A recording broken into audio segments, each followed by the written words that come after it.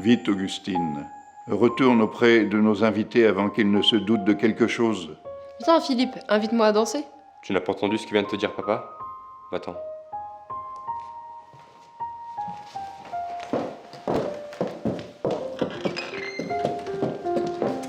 Tu n'aurais pas dû lui parler de cette façon.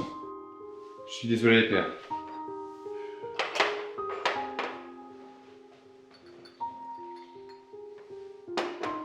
C'est juste que je voulais pas mêler Augustine à nos affaires. Merci.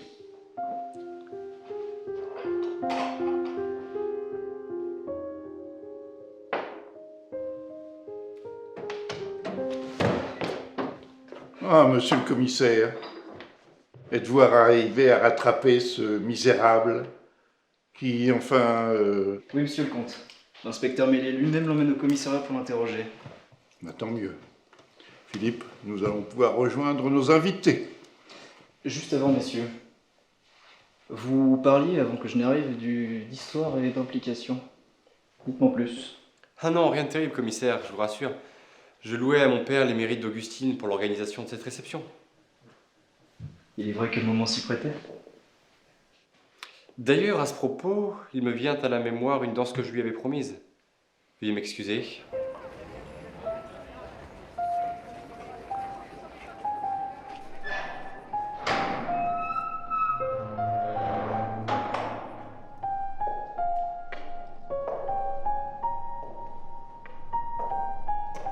Tout ceci n'est qu'un malentendu. Je vous assure qu'il y a méprise. Je n'ai rien fait.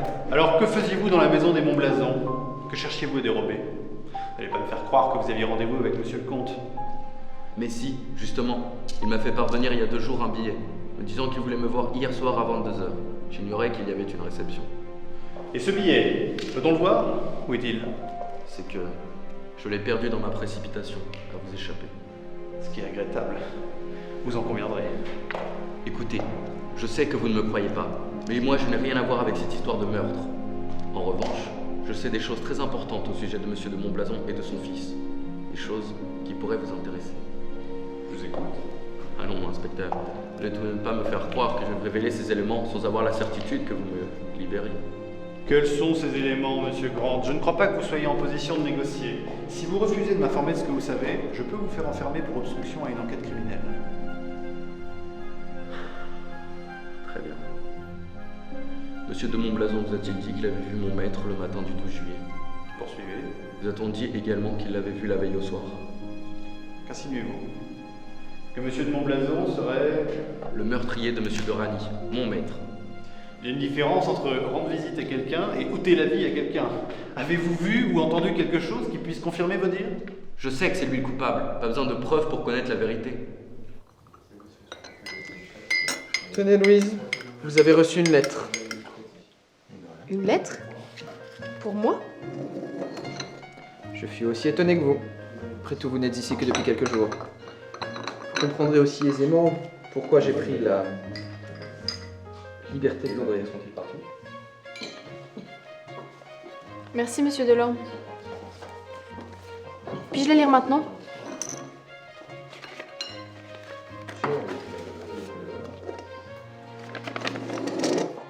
Chère Louise, avec les événements de cette nuit, je n'ai pas pu vous présenter mes excuses comme il se devait. Afin de me faire pardonner, accepteriez-vous que nous nous revoyions dimanche prochain? Je sais que vous avez 1 heure de libre l'après-midi. Je vous ferai découvrir le magnifique lac dont je n'ai pas eu le temps de vous parler. En espérant de tout mon cœur que mon invitation vous trouvera plus heureuse que vous ne sembliez l'être hier, je vous présente mes profonds respects. Arnaud Mélier.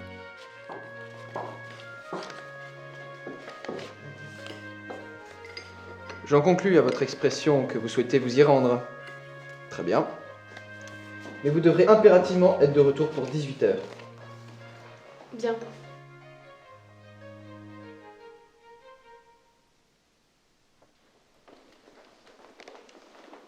Père? Augustine, je viens de recevoir une invitation de Madame de Vitry. Sa famille et elle partent en Italie le mois prochain. Ils seraient apparemment ravis que tu les accompagnes. Qu'en dis-tu? J'en serais enchantée, papa. Il m'a semblé qu'un rapprochement s'était fait entre toi et cette famille, en particulier avec le fils aîné, Alfred. Est-ce exact? Oui, père. Alfred ne juge pas notre passé et m'accepte tel que je suis. Dois-je comprendre qu'il t'a déjà avoué ses sentiments? Je n'osais vous en parler après ce qui s'était... Mais ne t'inquiète pas, j'en suis très content. Écris-lui qu'il peut venir nous voir, je lui donnerai ma bénédiction. Merci, papa.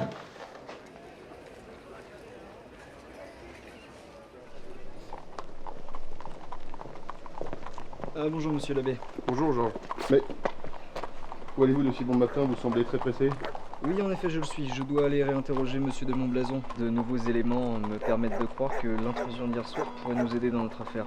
Je suis content que cette affaire arrive à sa conclusion. J'espère seulement qu'elle aura une issue heureuse. Un mot cependant, commissaire. Les choses ne sont pas ce qu'elles semblent être.